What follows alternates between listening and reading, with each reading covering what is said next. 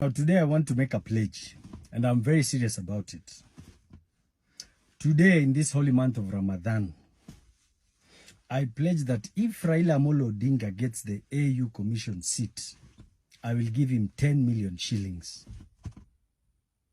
I repeat, I pledge that if Raila Amolo Odinga clinches that seat, I will give him 10 million shillings. I know it's small money to him, but not to many Kenyans. I'm saying that because I am very sure, 100% sure, that Raila Odinga will not clinch that seat. You see, the biggest problem is that today, wajinga waliisha Kenya. And I'm saying this because of facts.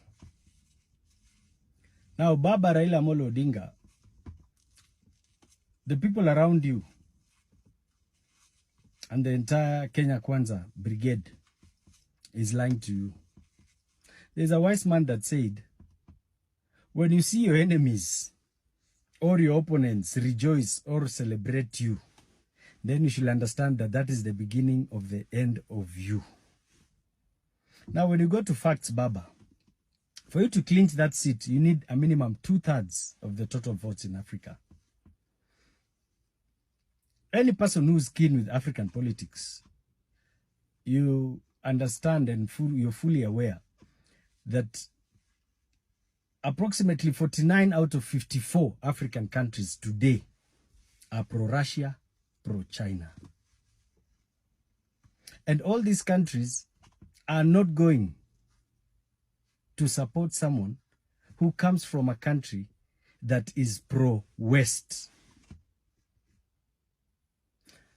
For you to convince the Anglophones will be a bit easy. But when you talk of the southern part of Africa and the western part, the Francophones, who have fully retaliated from the West, believe me, they're not going to vote for you. Remember, they also have their own candidates. The South, they have their own candidates. East Africa, there are about 7 of them. So, Baba, these people are lying to you. And if the reality is they're either lying to you or you're part of this game. But it is very sad that the same card that was played with the BBI agenda is the same card that is being played now. Baba, these people will keep you busy for the next 1 year. You'll be busy campaigning.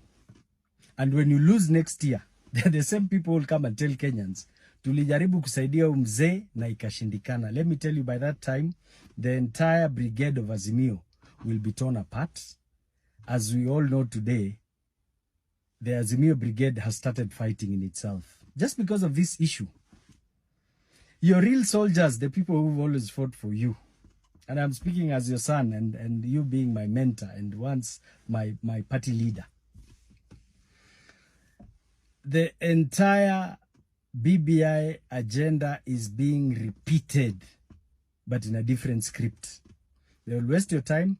By the time they are done with you, you've lost ground, you've lost all your friends, you have to start afresh. By that time, you only have 1 or 2 years, we are back to elections.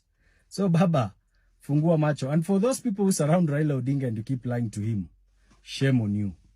Otherwise, I have pledged, Baba akipata hiyo kiti, cash, tupewe account, ama tuweka kwa M-Pesa yote 10 million.